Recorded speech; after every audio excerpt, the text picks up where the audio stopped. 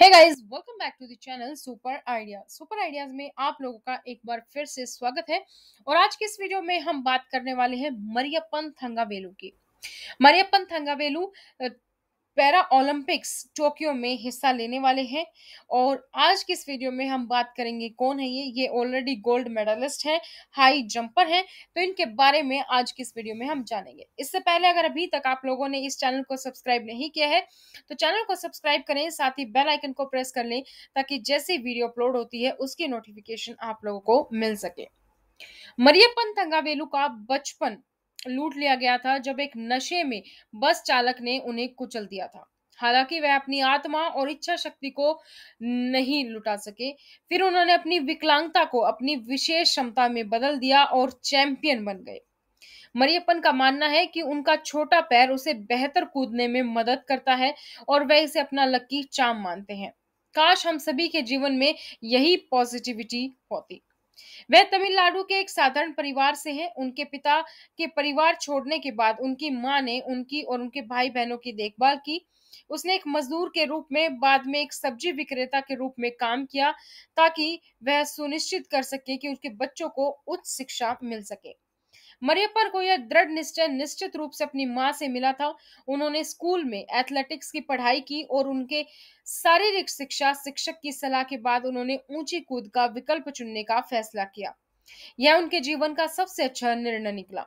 Rio Paralympic में उन्होंने ऊंची कूद में भारत को अपना पहला स्वर्ण पदक दिलाया। 14 साल बाद घर आया था सोना। मरियप्पन ने जकार्ता एशियाई खेलों पर अपनी नजरें जमा ली हैं और हमें यकीन है कि वे एक बार फिर से गौरवान्वित करेंगे। टोक्यो पैरा ओलंपिक 2020 में भारत के ध्वजवाहक यानी कि फ्लैग बेयरर भी हैं ये। तो इनकी पैरा एथलीट यात्रा के बारे में कुछ जानते हैं। बस कुछ पैरा ओलंपिक एथलीटों का जीवन कहानियों को पढ़ने की कोशिश करें और आपको एहसास होगा कि हम कितने विशेषाधिकार हैं। जीवन उनके प्रति दयालु नहीं रहा है लेकिन वे कायम रहे। उन्होंने अपने सपनों को कभी नहीं छोड़ा। जब भी ऐसा आया इसको करना इतना आसान नहीं था।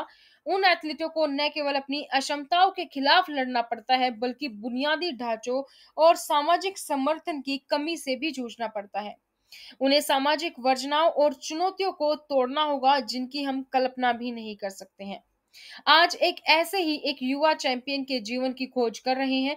और ऐसा कहा जाता है कि नायक सभी बाधाओं को दूर करते हैं। वास्तव में उनका जीवन सभी के लिए एक प्रेरणा है और उनकी लड़ाई की भावना वास्तव में आपको हैरान कर देगी। जो चीजें मुझे सबसे ज्यादा अचंभित करती है वह है विशेष रूप से इस युवक ने बहुत कम उम्र में जो अपार विनम्रता और सकारात्मकता दिखाई है।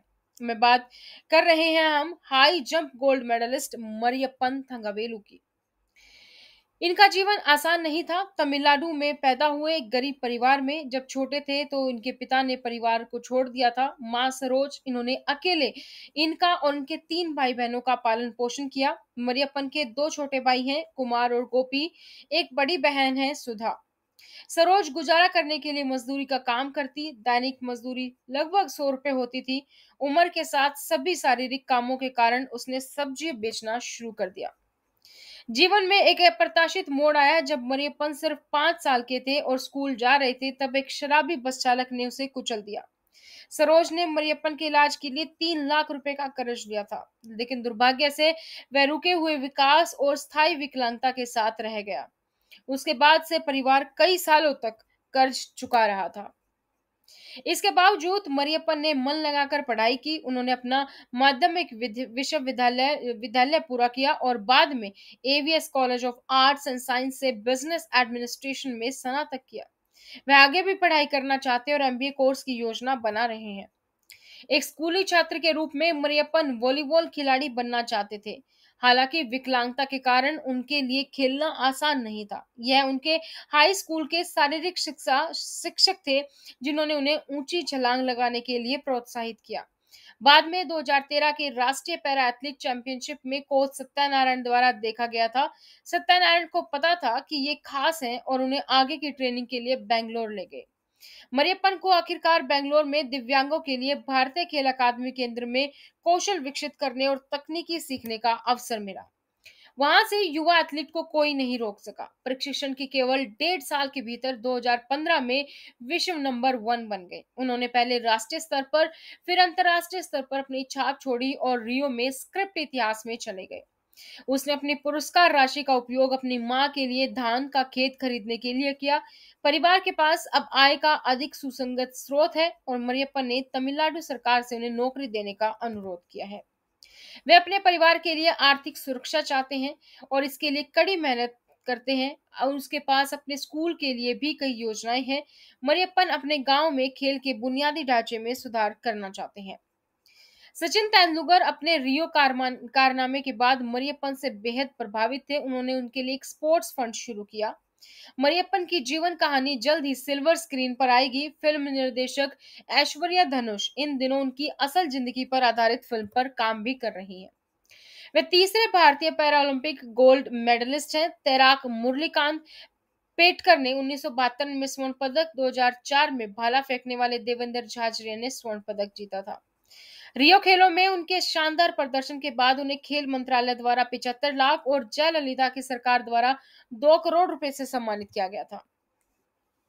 अब अगर मैं बात करूं इनके बारे में, पुरस्कार के बारे में, तो इनको पद्मश्री पुरस्कार मिला है 2017 में, अर्जुन पुरस्कार, साथ ही राजीव गांधी खेल रत्न पुरस्कार से भी ये नवाजे गए हैं। तो ये था इनके बारे में। इसी तरीके से और सभी खिलाड़ियों के बारे में जानने के लिए और खेल से जुड़ी हर अपडेट को पाने के लिए अगर अभी तक आप लोगों ने इस चैनल को सब्सक्राइब नहीं किया है तो दोस्तों चैनल को जरूर सब्सक्राइब करें, साथ ही बेल आइकन को प्रेस कर लीजिए ताकि जैसे ही वीडियो अपलोड होती है उसकी नोटिफिकेशन आप लोगों को मिल सके। तो आज की इस वीडियो में इतना ही, फिर मिलेंगे नई जानकारी के साथ। तब तक बने रहिए सुपर आइडियाज पर।